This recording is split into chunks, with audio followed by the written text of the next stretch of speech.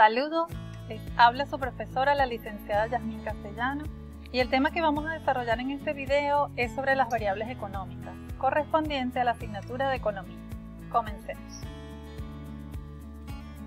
Las variables económicas son una parte muy importante de la economía, ya que sirven para cuantificar los fenómenos económicos que ocurren y nos ayudan a estudiar la evolución de la economía. Dentro de estas variables encontramos variables microeconómicas y variables macroeconómicas.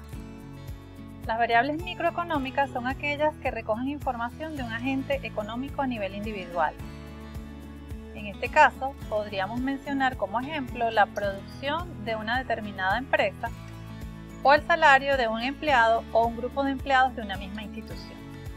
Las variables macroeconómicas son las que recogen información agregada, es decir, recogen información de un conjunto de individuos, por ejemplo, el Producto Interno Bruto, PIB o PBI como también es conocido, el desempleo en un determinado país o región, la inflación, entre otros.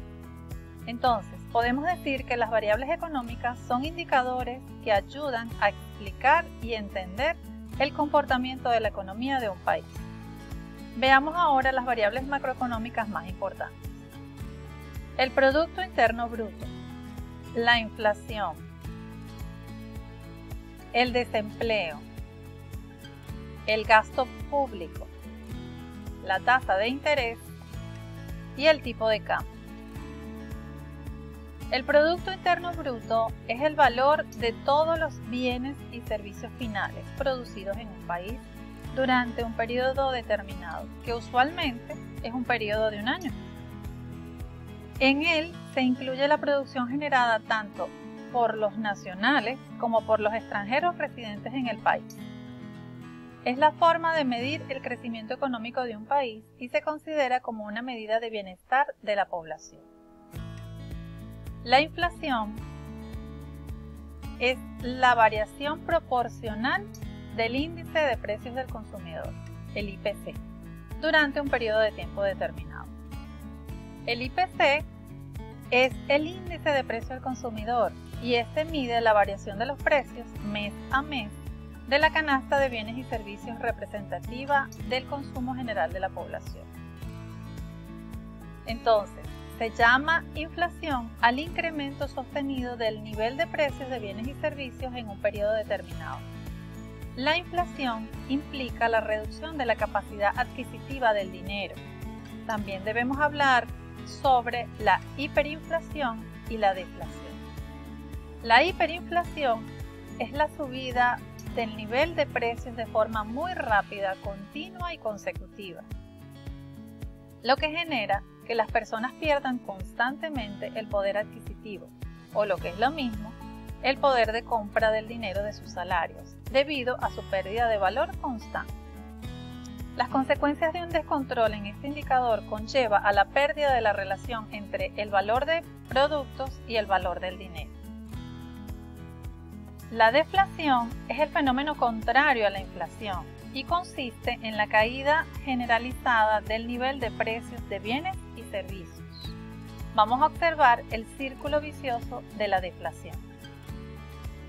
Existe una baja de precio donde implica un menor beneficio para las empresas. Estas empresas a su vez hacen recortes de inversión y realizan despidos masivos.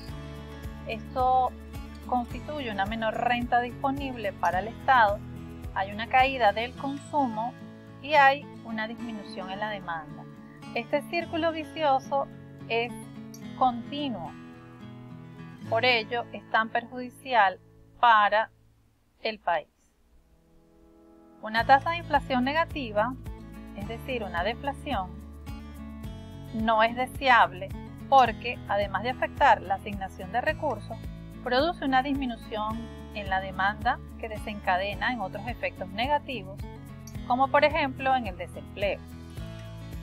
El desempleo es el indicador en porcentaje que representa la fuerza de trabajo o población activa que está buscando empleo y que actualmente se encuentra desempleada. Una alta tasa de desempleo se considera negativa porque significa que muchas personas no pueden encontrar trabajo y que por ende no tienen ingresos, lo que implica una baja producción y una poca demanda de bienes y servicios. Ahora bien, una baja tasa de desempleo se considera normal porque siempre hay un número de personas que buscan empleo y no lo consiguen. Por ejemplo, los que están recién graduados o personas que buscan cambiar de empleo por diferentes razones. El gasto público son las inversiones o erogaciones que realiza el gobierno para la producción de los bienes y servicios necesarios para la satisfacción de las necesidades públicas, es decir, para satisfacer las necesidades de los ciudadanos. Dicho de forma más sencilla, es el dinero que desembolsa el sector público para desarrollar sus actividades. La tasa de interés es otra variable macroeconómica que representa un papel fundamental en la economía de todo país, pues muestra las oscilaciones en las cotizaciones de las divisas en los mercados de cambio internacional. También se define la tasa de interés como el precio del dinero. El ente encargado de determinar dicha tasa de interés es el Banco Central.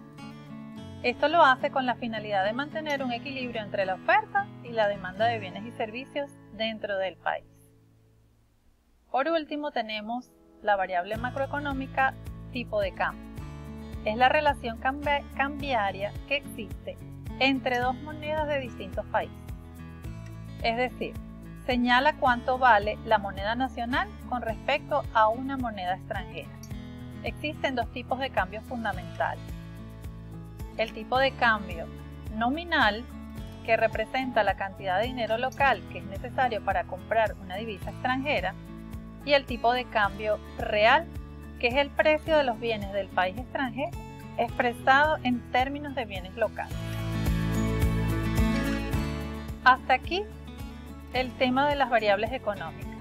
Muchas gracias por su atención. A continuación, las fuentes consultadas.